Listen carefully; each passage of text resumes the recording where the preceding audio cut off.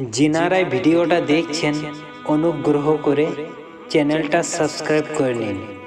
ইসলামের সত্যতা এবং বাস্তব ঘটনা সকল মুসলমান ভাই বোনদের কাছে পৌঁছানো আমার কাজ। ইনশাআল্লাহ হয়তো আপনারা আমাকে সাপোর্ট করবেন আর ভিডিওটা মনোযোগ সহকারে শুনবেন। প্রথমে আল্লাহ ছিলেন। আল্লাহ ব্যতীত আর কোনো কিছুরই অস্তিত্ব ছিল না। এমন কোনো মুহূর্ত ছিল না যখন তিনি ছিলেন না। তিনি ব্যতীত কোনো বাস্তবতা ছিল না। অসীম জ্ঞানের মালিক সিদ্ধান্ত নিলেন তিনি সৃষ্টি করবেন একে একে। সম্ভাবনার জগৎ থেকে বাস্তবতার জগতে নিয়ে আসতে লাগলেন তার প্রথম সৃষ্টিগুলিকে। আল্লাহ তার আরশ সৃষ্টি করলেন, পানি সৃষ্টি করলেন, কলম সৃষ্টি করলেন এবং সেই কলমকে আদেশ করলেন, লিখো।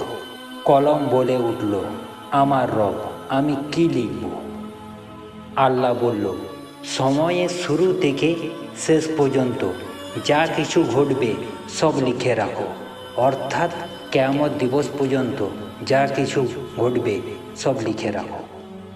আর শব্দের অর্থ আসন, কলম, পানি। এই শব্দের অর্থগুলো আমরা জানি। আল্লাহর সেই আরশ, সময়ের শুরু সেই পানি এবং সব কিছু নিয়তে লিখে রাখার সেই কলম কেমন তা আমাদের পক্ষে জানা সম্ভব নয়।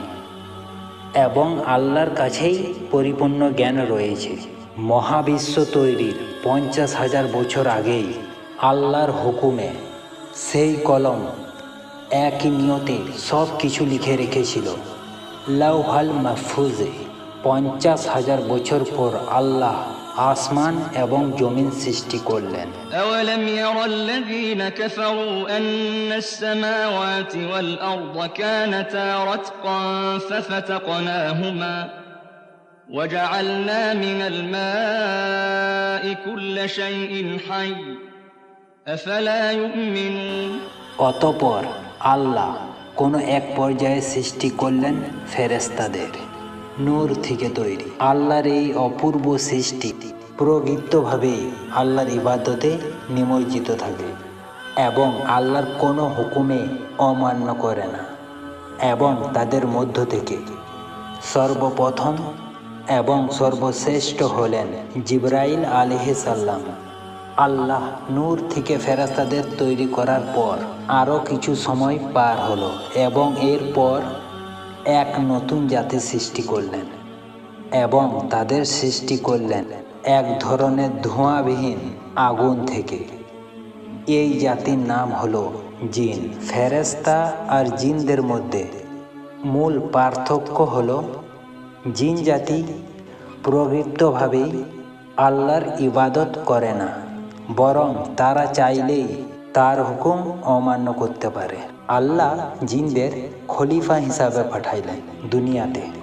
আগুন থেকে তৈরি এই সৃষ্টি ছিল উত্তেজনাপ্রবণ। তারা ঘন ঘন যুদ্ধ এবং খুনাখুনিতে লিপ্ত হতে লাগলো এবং দুনিয়াতে অন্যায় অনাচার ছড়িয়ে পড়ল। কিছু পুণ্যবান জিন থাকার সত্ত্বেও বেশিরভাগ জিন আল্লাহকে অমান্য করতে লাগলো। কিন্তু একজন জিন ছিল যে বিশেষভাবে আল্লাহর ইবাদত করত এবং আল্লাহর নৈকট্য লাভ করার চেষ্টা করত। এক পর্যায়ে তার ইবাদতের পুরস্কার স্বরূপ আল্লাহ তাকে তার এতটা কাছে আসার অনুমতি দিলেন যে সে ফেরেশতাদের অবস্থানে গিয়ে আল্লাহর ইবাদত করার সুযোগ পেল। অন্যদিকে জিন জাতির অপকর্ম চলতে থাকা আল্লাহ তাআলা ফেরেশতাদের হুকুম দিলেন দুনিয়াতে গিয়ে সেই জিনদের বিতাড়িত করার জন্য। এই দায়িত্ব পালন করার জন্য ফেরেশতাদের সাথে পাঠানো হলো বিশেষ অনুগ্রহ লাভ করা সেই জিনকেও।